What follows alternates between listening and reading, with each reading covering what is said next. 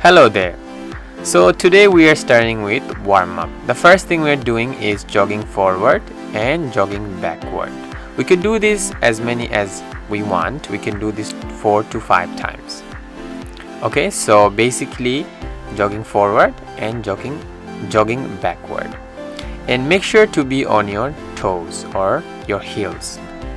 Now we are trying to reach our hand with our knee. It's called high knees. So raise or extend your arm and try to reach your arm with your knee. Okay, when you're coming back, try to do butt kicks or heel kicks. The same movement but this time backward.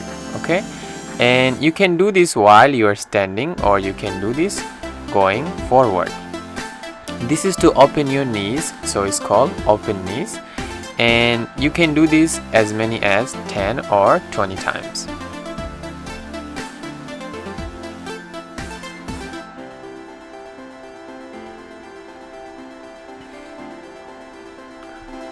Alright, so this is another drill we are doing, just going backwards and just a variation of jogging, except this will open up some of our other parts. So this is imitating a kick and we're trying to kick as high as we can, and to measure up we are just having our arms out and trying to reach our arm with our leg, just trying to kick the ball or kick the air basically. Okay, so we could do this as many as we can, so 20 or 10 to 20 is fine. So this is a strength drill. It's called lunges, and at the same time we are also working on our upper body. So we're trying to reach for the sky while doing a lunge, a single lunge and then that next lunge. Okay, so we can do this for 10 to 20 times as well. So depending on your energy and how much time you have, you should do this as often and as much as you can. So this one is to open your groin or the inner muscle for your leg.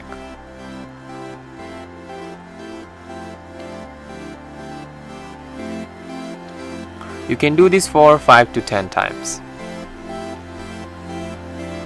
So now we are just trying to close our knee. So this is called closed knees. So we did open knees before. Now we're doing closed knees for outside of our leg muscle, meaning the outer muscle. So this is with a resistant band. We are trying to do different variation. First variation is go from one side to another. Basically one leg extend to the side while resisting with the resistant band. So this will help you prevent injuries, and if you have injuries in certain places such as groin, this will help recover it faster.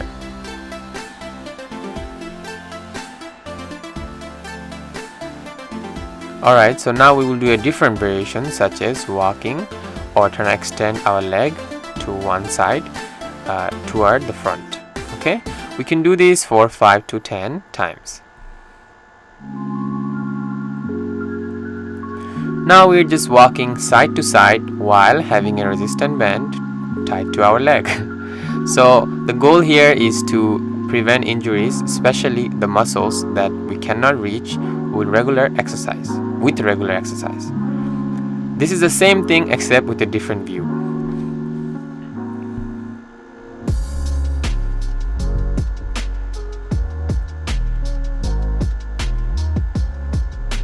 Okay, so now we are doing a different variation. We are trying to go upward with our leg.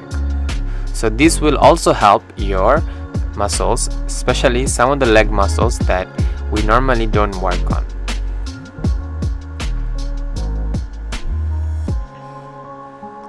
A resistant band is must have to warm up or to do stretches.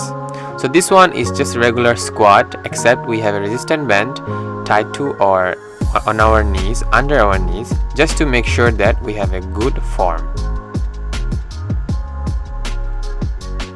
Okay, you can do as many squats as you can, preferably 10 to 20. And because we're gonna have to do this on a regular basis, don't do too many. This way you will not get injured. Now we are moving on to passing drill. The first thing we're doing is two touch pass. So pass and receive with the same leg. Try to do that. And you know, certain cases you cannot receive with the same leg. It's fine, do whatever is the best for that situation. So now we are receiving with one leg and we are passing with the other.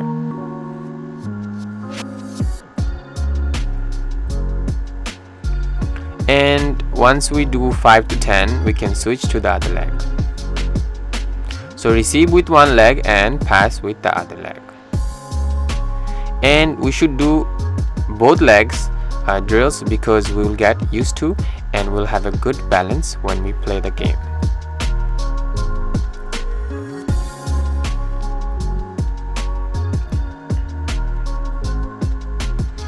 This is just a friend that I regularly practice with, and he's here to help me and help you guys.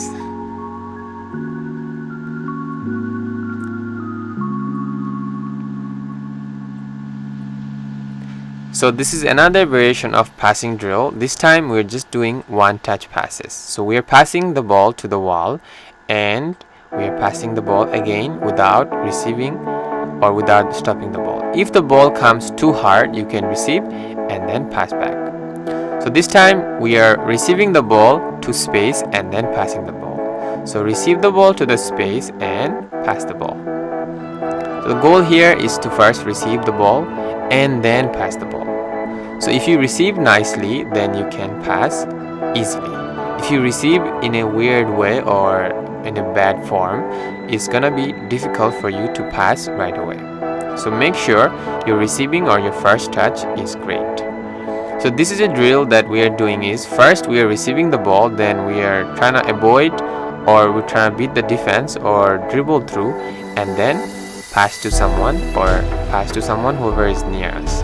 The first thing we're doing is receiving the ball and then dribbling through and then coming back to a position where we can pass the ball. So we can do this in a variation of different sides. So first we are doing one side, now we will do another side.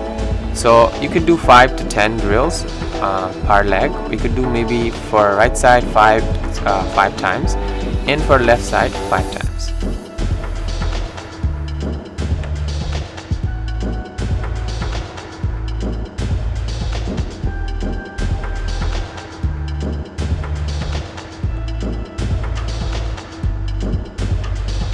Okay, so now we're going all out. Basically we're passing the ball to a friend or a teammate, basically really far away. So we are pretending that the field is a really large field and we are passing the ball.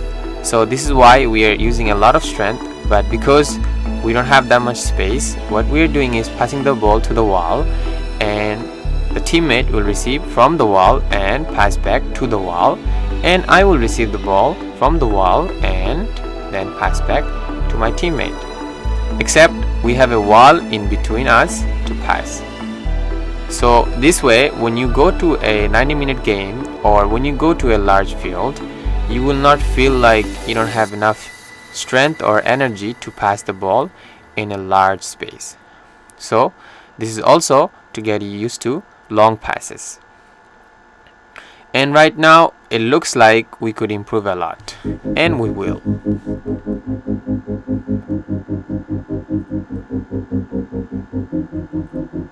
So this is more like a handball game, except that we are doing this with a soccer ball. And anything that helps you learn soccer better, you should do it. But it should be also effective. So this one is a dribbling drill. So this will help us be quick and also control the ball in a tight space. The first thing we do is pass the ball in between the space of the letter and the cones, and then we go through the cone. Actually, never mind. We go through the letter first and then we go through the cone.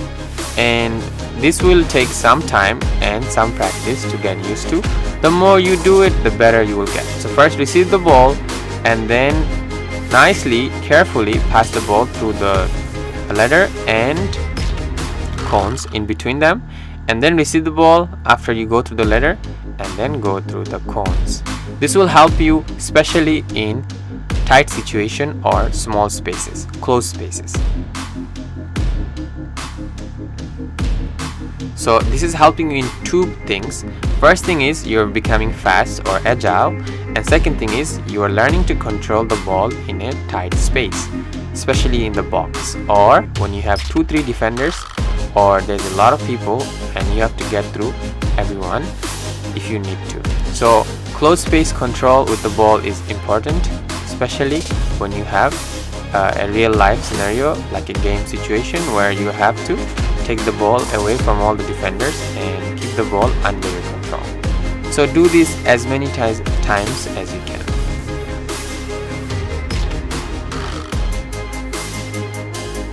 So now we are moving on to controlling the ball.